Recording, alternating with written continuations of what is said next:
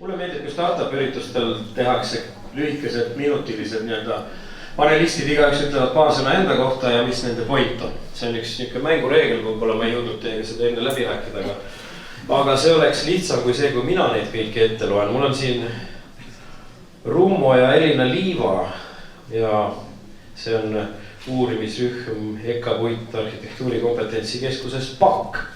Siis on meil Mariann Trell kohast nimega RAK ja Sven Aluste Eesti Majutusjuhatuse liige ja Loodusehituse Akadeemia eestvedaja. Ma ise siis olen paneeli eestvedaja ja ajakirjanikuna ma kipun ise rääkima ja ei lase teistel midagi öelda.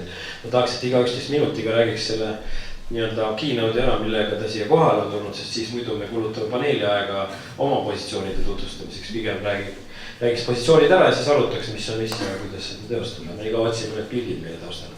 Tere, mina olen Mariann Trell. Ma töötan Eesti Arhitektuuri Keskuses ja tegelikult ka EKAs sisearhitektuuri osakonnas juhendajana. Ja tõesti, nagu te kuulsite, siis Arhitektuurikeskuses me just äsja korraldasime sellise koolitusprogrammi, mis on ringse arhitektuuri kiirendi, ehk siis sealt ka see lühend RAK ning Arhitektuurikeskuses selline keskkonnasäästlik lähenemine ja materjalide ringlus on ka üks oluline nii-öelda huvi või isegi niisugune võib-olla nii-öelda tegevus. Tere, mina olen Elina Liiva. Mina olen Helena Rummo. Ja oleme mõlemad siis esindame PAK-u täna. Oleme doktorandid, noorem teadurid EKAs. Tegeleme siis ressursi tõhususe põhimõtetega alates materjali taaskasutusest kuni olemasoleva ehitatud keskkonna nii hoonete kui ka naabruskondade ümber struktureerimisega. Ja oleme mõlemad osa ka Buildesti renoveerimismaratonist, ehk siis ma arvan, see annab ka selle ülevaate, et ei tegele nüüd materjalidega, aga natuke suuremas skaalas ja renoveerimine on olnud suur fookus viimased aastad. Tervist, Sven Aluste olen mina. Esindan Eesti Maahituse kompetentsikeskust, mis asub Moostes ja Loodusehituse Akadeemiat, mis asub Paides. Ja tegelen mitte kaua, peaaegu viimased 20 aastat loodusehituse ja põhu ja saviga igapäevaselt. Ja siis koolitan ka tudengeid ja erinevaid huvilisi. Ise ehitajaid käib palju ja tudengeid käib suviti praktikal. Et ma olen toonud sellise õppe need lauad sealt klassist välja siis loodusesse ja teinud päris asju. Ja praegu siis viimane projekt on 1+1 arhitektidega see arvamusfestivali lava. Väga tore. No ma ise vahepeal natuke valmistusin selleks paneeliks sellise nurga alt, et kus on materjal, kus on inimesed ja kuidas neid omavahel kokku panna niimoodi, et sellest kasu ka oleks. Et kui ma ise endaks märgiks seda kogu materjali ringlust teemaga, et kui muidu me räägime skaleerimisest ja skaleerumisest ja eskaleerumisest, siis mulle tundub, et me oleme nüüd siin rahvaarvuga planeedil jõudnud kohta, kus me inglise keeles võiks öelda we are scaling at scale, ehk siis me skaleerime eskaleerivalt. Vaadake, see on maailmas suurim slumm Mumbais. Kõik, mis on võimalik, on võetud kasutusse ehituses. Nõustute, et ühtegi konservikarpi ei saata ära. Maailma suurim favela Lõuna-Ameerikas. Maju ehitatakse üksteise otsa, loodetakse, et muld ei liiguta neid kohalt ära ja siis vahepeal paarisaja 000 inimese kaupa liigutab, kaovad ja keegi ei oska otsida. Maailma suurimad linnad, New York oma pindalalt peaks olema suurim metropolitan piirkond. Ja nüüd maailma suurimad mahajäetud linnad, näited on sellised, valmis linnaosad Hiinas, valmis sellised atraktsioonid ja valmis töökoja linn, kus kõik käivad kuskil tehasest tööl. Keegi ei käi, sest et kuidagi tehas ei tulnud sinna, aga linn ehitati valmis. Nii et siin kuidagi paistab nii, et meil inimesed ja materjal ei ole samal ajal samas kohas. Ja vahepeal kui on, siis seda materjali ükskõik kui palju seda on, kõik on võimalik kasutada ehituses ära. Ja võib-olla meil on siin maailmajaoga vedanud, et me saame kasutada seda materjali, mis meile meeldib. Ja üleliks ära lisata materjali ringlusest, kas kuidagi peaks mõõtma, kas kuidagi peaks materjali panema triipkoodi külge, et kui osa üle jääb, siis koos koodiga rändab kuskile lattu tagasi. ma ei tea, kas sellist triipkoodi kui sellist võib-olla ei ole vaja, aga üleüldiselt nagu sellest konverentsi esimesest poolest ka tegelikult selgus, me võiksime vaadata sellist paikset materjali ehk siis materjal, mis tegelikult millest juba on ehitatud materjalipangana. Ehk siis meil on üks selline justkui ehituspood, mis on nii-öelda mingi spetsiifilise kujuga, mida me saaksime lahti võtta. Ja tegelikult rääkides sellistest linnadest või asumitest, mis on maha jäetud, siis siin lähedal on tegelikult ju ka Viivikonna, mis on samamoodi siis Ida-Virumaal üks maha jäetud stalinistliku arhitektuuriga väike küla. Sirgala, Narva-Jõesuust on ka, talvel on siin 2000 elanikku, suvel on siin ka 2000, Vene ajal oli siin suvel 20 000, see linn oli arvestatud 20 000 elanikuga. Aga et kuna seda materjali on siit juba tüütu ära lohistada, lihtsam on Tallinnas uut teha. Aga me ei ehita ainult Tallinnas. Ja teeme siia samasse, siis on see skaala probleem, et inimesed on skaleerunud Tallinna ümber ja siin nad ei skaleeru. Et see võib olla ka osaliselt seotud sellega, kus on rohkem rahvast ja kus tung nagu nii kõva, et see konkurentsiivlis muutub selline materjali taaskasutus. Ma vaatan, proovin majandusanalüüsi teha. Aga tulles siis materjalide katalogiseerimise ja ringluse juurde, mis on selle paneeli pealgi, kuidas me peaks neid katalogiseerima ja kes peaks seda ringlust tagama? Kas see on igaühe enda asi, on see ehitusettevõtja mure, on see riigi käsk nagu pakendiringluse puhul tootja vastutusele või siis elektroonika puhul tootja vastutuselt vana küll kapp tuleb tagasi võtta. Kuidas see peaks käima? Ma arvan, et võib-olla see murekoht ongi praegu see olnud, et siin ei ole kellelgi võib-olla kindlat rolli veel. Aga võib-olla üks hea näide on, et me tegime Helenaga koos, juhendasime esimese kursuse stuudiot, kus me siis töötame ka just vanamaterjaliga ja teeme koostööd siis Tartu materjali ringkasutuskeskusega, mis tegelikult on olnud lammutusfirma ja siiani on lammutusfirma, aga siis nii-öelda kõrvalharuna nad siis teevad ka nii-öelda koguvadki lammutusjääke, mis siis üle jäävad, puhastavad neid ja teevad nii-öelda ise materjali panka. Aga see ei ole kuskilt otsast nii-öelda, kuidas ma ütlen, ma ei tea, kas siis seadustatud või ta ei ole nii-öelda ametlik, et ta on siuke igaüks põlva otsas kuskil teeb. No nagu igas talus on see osa talust, kus sul on kõik vana metall ja siis teises osas talust on kõik eelmiste aegade põllutööriistad ja siis kuskil mingi materjali jäägid. Kas peaks kuidagi käskima seda kõik nii-öelda seadustada või seadusandja peaks ütlema ehitajatele, et hakkate meile siis oma ressursist ülejääke tagasi suunama ja on siin variante. Reet Aus on seda tekstiilitööstuse näitel teinud, avastanud, et kõik on nii harjunud sellega, et ülejäägid või siis juurde lõigatud tükid visatakse minema. Minu meelest kuskil loomadega kokku puutuvas toiduainetööstuses on ka jõutud samadesse kohtadesse. Kõige raskem näide sealt on Peeter Pihel, fotograafis ka restoran. Olete käinud? Paljud ei ole käinud sellepärast, et kardavad, et ta teeb äkki alavisatud toidust seal oma asja. See on üks väga suur müüt, mida murda selles nii-öelda köögikultuuris, kus ei ole ära visatud toid. See on lihtsalt see, mis on ülejäänud toidu tootmisprotsessist välja jäänud. Seda kasutatakse ninast sabani, aga meil ehituses, kas klient oleks nõus ostma maja, mis on ehitatud teistelt ehitusobjektidelt ära visatud ehitusmaterjalidest? Kas kaltsukas käimine on imelik? Oleneb põlvkonnast. Kui sa tahad uut maja, siis sa ju tahad, et see oleks uuest materjalist. Kui me saaks maha müüa selle, et vana on kallim kui uus, siis ma oleks täiega nõus. No, ütleme nii, et see on ses suhtes huvitav kontseptsioon. Ma lihtsalt korra mõtlesin sinu selle favela näitele ka, et mingis mõttes defitsiit või nii-öelda defitsiitne olukord on see, mis tegelikult justkui tingib väga tõhusa ressursi kasutuse ja kindlasti nii-öelda siis tänapäeva ühiskonna püsiks nagu kaasaegses mõtteviisis. Ma arvan, selline ressursi tõhusus või kas või nii-öelda olemasolevate ressursside väärindamine võib-olla ehitussektoris esialgu isegi on minu meelest seotud ka natuke väärtushinnangutega. Ja kui tulla tagasi siia selle nii-öelda kaltsuka näite juurde, siis ma mäletan kas või oma noorusest, et oli aeg, kus kaltsukas käimine oli võrdlemisi nagu imelik, kui isegi mitte rotikas. Aga nüüd ses suhtes nagu väärtushinnangud on muutunud ja kindlasti on ka oma osa sellel nii-öelda üleüldisel nagu sellisel PR-il ja nagu meedia mõtlemisel, et need nii-öelda muutused ses suhtes toimuvad. kuuarv on muidugi erinev Canadian Goose'iga mingil vanal mantlil, et sooja mõttes.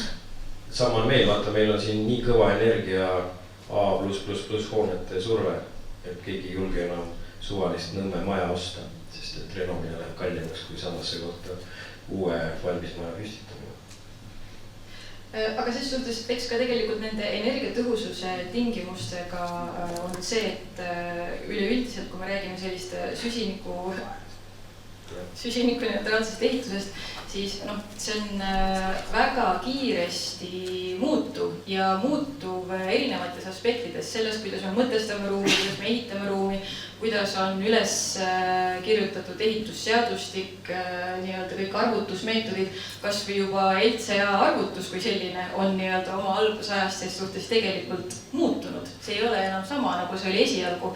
Ehk siis minu meelest see on nagu normaalne, et mingid asjad võib-olla esialgu on nii, aga tegelikult see adaptiivsus ja paindlikkus on nii-öelda märksõnad, mis aitavad meid edasi.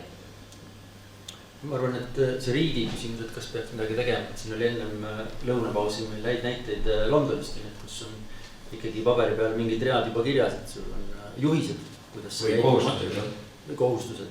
Võib-olla esialgu on juhised, kohustused on natuke karmid, äkki siis kohe hakkad vastu töötama, aga kunagi meil oli ka minu arust vähemalt käis läbi kuskilt, et kui sa vana maja lammutad, siis teatud protsendi selle koha peale kerkivas uude majju pealt paneme tagasi. Või siis täna, et kuhu meil materjalid lähevad, see peab paberi, kui sa viid prügimäärni, et keegi on nad vastu võtnud, seal on neid kuhu ära. Ja nii edasi, et sellised lähenedes, ma arvan, annaks liikuda õiges suuna. Terrazzo või kuidas see on, mida sinna Viru keskusesse keskele tehti, nad said European Green Award ainult selle eest, et kasutasid vanade vetsu nende kahjakivide tükke seal põrandas. Nii vähesest piisas, eks ole, et jääks avalik mulje, et hästi roheline pool. Ma arvan, et ma peaks saama palju neid Green Award, sest päris mitmeid maju ehitanud, kus väga alla 10% on uut materjali ja kõik ülejäänud on taaskasutatud ja enamasti ja väga töötavad majad A++ pole tal ajanud, aga kõigile nagu meeldib. Kus see friction on seal pool, kus ei ole aru saada, kelle vastutus või kes peaks seda tegema või juurutama või seal pool, kus me ei saa aru, kui palju materjalidest saaks kasutusele võtta ja keegi peaks seal kataloogi tegema? No ega kataloogi ei saa tegelikult teha ennem, kui meil ei ole seda oskusteavet, et kuidas üldse demonteerida või kuidas teha demonteerimisauditit või kuidas neid materjale siis transportida, hoiustada, uuendada, väärindada. Et see kataloog on nii-öelda võib-olla siis meede, kuidas tegelikult seda saada nii-öelda valdkonnale võib-olla tööriistaks, aga esialgu mul on siuke tunne, et nii-öelda on veel aspekte, milles me natukene oleme veel põhikud. Kindlasti just selle, et kuidas selle vana materjali välja ka, et kuidas seda hooldada, puhastada, hoida, et jällegi see sama näide, see Tartu lammutusfirma, et kellel justkui küll on kogemus, kuidas, mis materjale koguda ja kui palju, siis nad ikkagi arvestavad kogu aeg, et ütleme, kas see tasub ära, et ma saadan töömehed materjali puhastama versus see, et ma ostan uue materjali, et kuidagi see nii-öelda hind tuleb ka sinna nii palju mängu.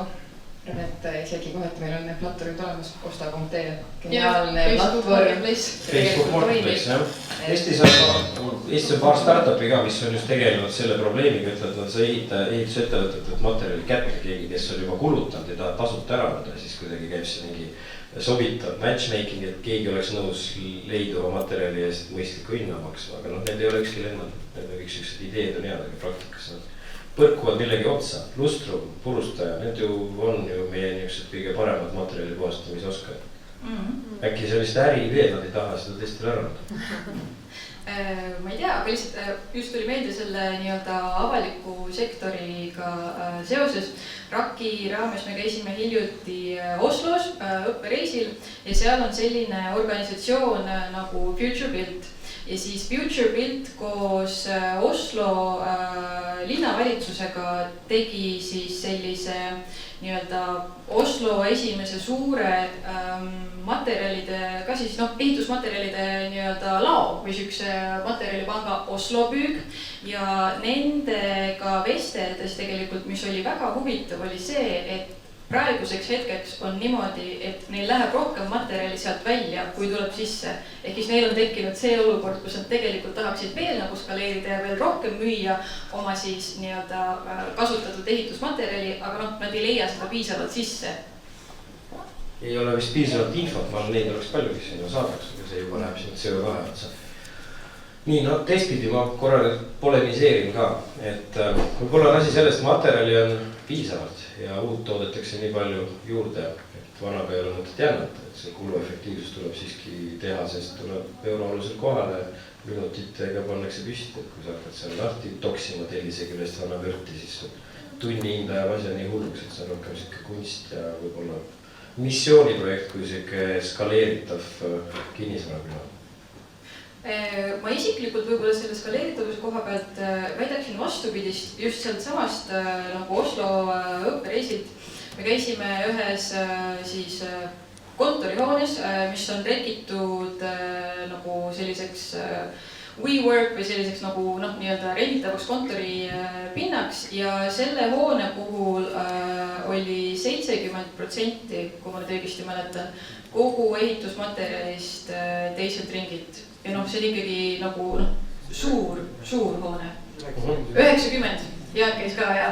Mäletate, üle-eelmine aasta Lätis oli meil üks taanlane, kes rääkis IKEA pilootprojektist, kus kogu see mudel sellisest moduleeritavast pereelamust või modulaarsest või siis moodulite kaupa üles ehitatavast ju seisnes selles, et see oli teha selline tootmine, et võimalikult kuluefektiivselt need plokid valmista ja äkki peab siin ka siis viima sellist mingit nagu tööstuslikku lähenemist, et kõiksugune teilis puhastatakse mitte ühe käega ja peitliga, vaid mingisuguse suurema masinavärgiga. Absoluutselt. Kommenteerige, kas on see võimalik? Nii võib ikkagi see touch ära kaduda.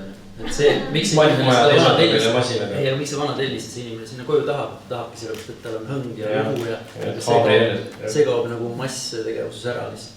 No, eks see oleneb ka sellest, et nii-öelda, mis hoone jaoks, mis materjal, see kõik on samamoodi selles suhtes minu mõelest hästi nii-öelda kohaspetsiifiline, aga lihtsalt võib-olla sellele küsimusele, et miks üldse sellist korduskasutust teha, kui tegelikult on odavam osta uut või toota uut, siis minu mõelest üks aspekt, millega tegelikult me ka Eestis tegeleme, on see, et väga palju on lammutatud ja ilmselt ka tulevikus lammutatakse sellist eriilmelist nõukogudeaegset arhitektuuripärandit, mis ei ole tegelikult muinsuskaitse all.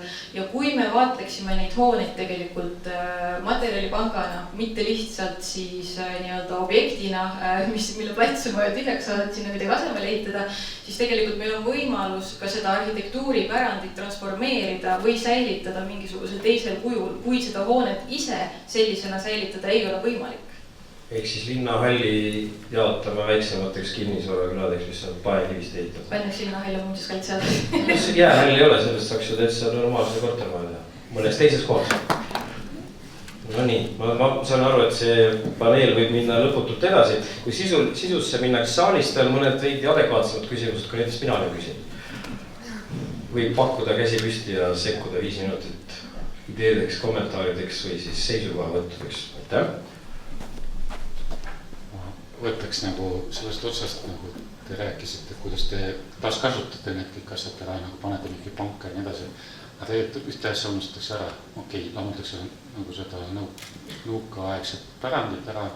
Aga teiselt poolt on ju olemas ka need majad, just mida säilitatakse. Ja kui sa soovid seda säilitada, siis on hästi äge kuskil seda tükika leida ja enda majja viia. Ma ei tea, kas on valgustik, plaat, paekiviplaat, leng, aknaraam või mis iganes. Tegelikult nagu sellest nagu puudu. See oli minu kommentaar, et kuhu see suund on.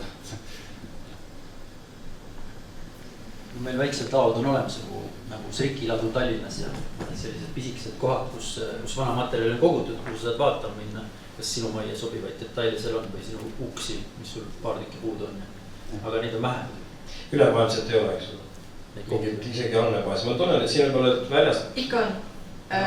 Oslo, Norras ja Rootsis on süke ettevõtte nagu Loopfront, kes tegelebki just tegelikult nii-öelda teisese materjali andmebaasi kaardistuse ja nii-öelda siis nii-öelda selle veebi kui sellisega. siis peaks olema kohustuseks, riik võiks nõuda, et kogu materjali arvel.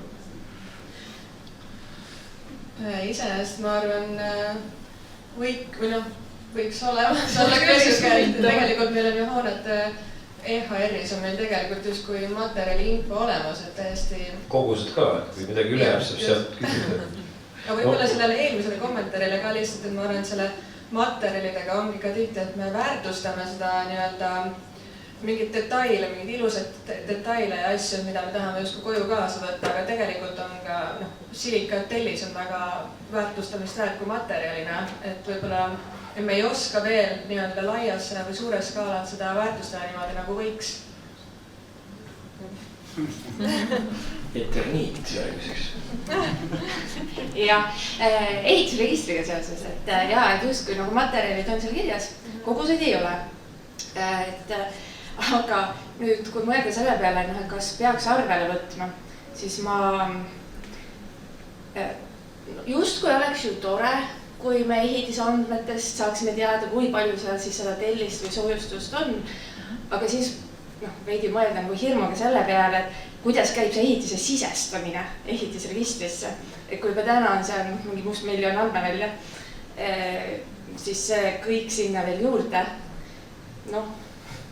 Siis peab olema, ütleme nii, et projekteerijate poolega on ikka väga suur tahe seda teha.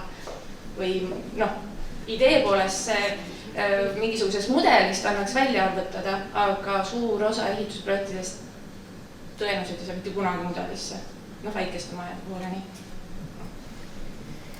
Kommenteeriks vähemalt nii palju, et ehitusseadustik on uuendamisel juba aastaid ja fookusgrupid käivad koos ja arutavad neid teemasid ja mis on nagu tulemas on, nagu me teame kõik see nii-öelda CO2 ja CO2 ekvivalendi elukaare nii-öelda arvutamine hoonete puhul ja see saab tulevikus ka nagu ehitusloa taotlemisel kohustuslikuks ja siis teine teema on nii-öelda mudelprojekteerimine ja mudeli või BIM-i alusel ehitusloa taotlemine ehk siis need andmed nagu täpsemad ehitusmaterjalide andmed, aga kogused nagu ühel hetkel tõenäoliselt jõuavad sinna registrisse.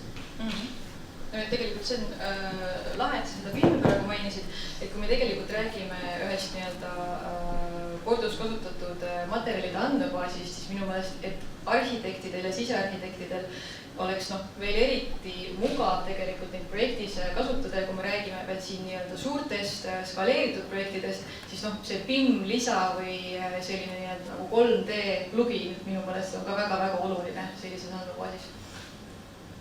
Ma arvan, et kui see uus ehitusmaterjal korjab sulle nagu nii-öelda seda CO2 skoori, siis teises ringi materjal võiks seda vaikselt maha võtta. Et see oleks nagu mott, et miks seda teist sinna tahab tuua. Teed siis üks sotsiaalse skaala, et kui sa võtad kasutusele vana, siis võtab kuidagi sinu CO2 jalajälgi neutraliseerida. Kvoodi kauplemine. Pole kirjas. Aga pole kirjas. Ei no on ju nendes... Mõnedes on. CO2 nõuetes on. Ja kalkulaatorites ka. Ma tahtsin... Tere, aitäh paneelist. Ma tahtsin küsida, et kus te kõik te esindate mõnes mõttes kompetentsi keskust mingitel spetsiifiliste nagu materjalide või tegudega. Ja mõnes mõttes on hästi keeruline ennast rääkida ka teise ringi materjalidest hästi nagu ühtlaselt. Et nüüd võtame kõik materjalid, sest see tähendaks põhimõtteliselt imiteerimist elu ennast, mida suudab võib-olla AI veel napilt. Aga mu küsimus on siis, et selleks, et teise ringi materjalid muutuksid majanduslikult tulusaks, peab ilmselt vaatma kvantiteeti, et lihtsalt saada siis see nagu käima see mingisugused pilootprojektid ja siis juba päriselt käima, et EKAs olen näinud, et tegelikult Eesti on väga hea koht, kus kanepitaime kasvatada, et hempgritti teha või siis on tehtud ju uurimusi just selle silikaat-tellise mõttes, et on nii palju neid silikaathooneid, mis on just tühjad, eriti just siin kandis, kus me oleme. Et võib-olla teie poolt, kuhu nagu võib-olla suunata seda energiat, kui me peaksime tegelikult kuidagi nagu seda skaleerimist alustama, et kust skaleerimist alustada? Teema natuke laiemaks, et võib-olla selliste materjali põhiselt, aga kui me vaatame hoone tüüpide põhiselt, olgu selleks šofka või paneelmaja, et sul on juba kogum paneel betoonpaneele ja et kui sa niisugusele suurele hulgale suudad mingisuguse lahenduse leida, et võib-olla see on üks nõks kiirem teekond. Hästi palju materjali on hetkel Ukrainast saada sarnast. veel sellest samast Oslo õppereisist, mis oli väga hea reis ja väga informatiivne, et nad tõid nagu näite seesama esimene pilootprojekt, et selle nii-öelda ehitusmaksumus oli seal kordades kallim kui nii-öelda uue hoone tegemine, aga selle pilootprojekti nii-öelda tegemise raames nad nagu töötasid välja uusi norme ja standardeid ja nad juba vist mainisid, et järgmised hooned ja case'id või juhtumid olid juba kordades odavamad. No just, et sa õpid optimeerima seda protsessi. Et esimese pilootprojekti puhul nad reaalselt viisid need õõnespaneelid iga 10. kuskil laborisse, tegid tugevuskatseid ja nii edasi, materjali analüüsi.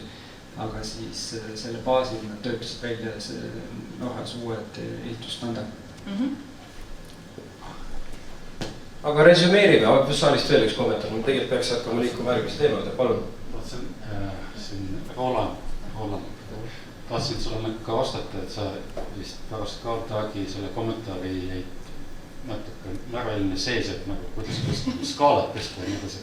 Aga mina mõtlesin, et kurat, see tihtipeale ei ole ainult skaala küsimus, tihtipeale on finantsi küsimus. Ja ma toon ühte nagu hästi pisikast näidet, et me tegime ühte maja enda stuudioid, nüüd maja on aastast 1969 ja siis võtsime vana linna Lyomi lahti ja plaan oli uue paketiga katta kõik ja nii edasi. Aga siis all me avastasime, nüüd oli põrandategija, vaatas üle, et kuulge, see on mingi Siipääri lehis ja punane mänd, siuke šikid lauad, paksud. Ja siis me leppisime kokku, et seda põrandat tehti puhtaks, lakiti ära, plombilti ära, aga siis oli puudu kuskil, ma ei tea, 3-4 lauda. Ja õnneks sellel põrandategijal, kes nagu põhimõtteliselt nende põrandaga tegeleb, oli mõned nagu lauad kuskil nagu saada, ta tõi need, pani paika, see maksis midagi juurde, aga see, kus see teema tekib, et kui sul mingi 3 lauda, mis on puudu, aga sul on vaja kindlasti need kätte, siis nende hind nagu tõuseb. See nagu, see mõttes tihti peale nagu mitte ainult kvantiteet olema, vaid nagu selle eksklusiivsus ja see asja väärtus. Et võib-olla see on see aspekt, mida võiks ka sisse tuua, et mitte mahud, vaid nagu hind ja nagu. Ka faveelas samad probleemid. Teil oli vähe hind kõrge ehitama, millest saame. Ma küsiks viimase küsimusena, et me nüüd resümeerime, et siis kui ma loen paneeli pealkirjana materjalide katalogiseerimine ja materjali ringlus. Kui me selle kõigega hakkama saame, et ta on katalogiseeritud, see materjali ringleb, siis mis probleemi see lahendab? Ja äkki ei ole. Tuleb vähem toota. Ehitame keskkonnasõbralikumalt, väiksem jalajälg. Ja äkki kasub sellest välja ka hoopis mingi teistsugune arhitektuurne esteetika ka võib-olla või keel, mis on, ma arvan, lihtsalt põnev jälgida. Ja pikendame ka materjalide elukord. Tulevad sellised loovamad lahendused, võtsin oma majaga kaasa, ma tulin muidugi. Unustasin ära kohe, et näed, Paidest tuli nüüd kaugelt, ikka kus sa ilma tuled. Näiteks muudad kuju. Võtad vanad materjalid, aga teed põneva kuju ja juba on huvitav. Juba materjali jälle hind tõuseb. Paviljon, jah. No nii, teeme aplausi väga hoogse paneeli.